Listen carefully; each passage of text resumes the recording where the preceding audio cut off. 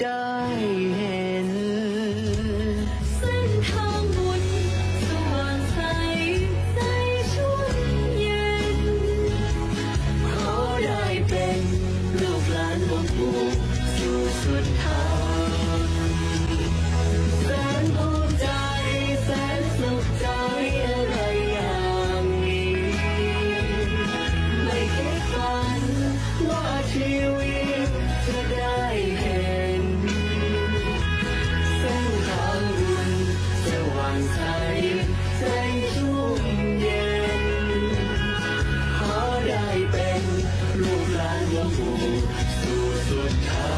งขอได้เป็นลูกหลานหลวงปู่สู่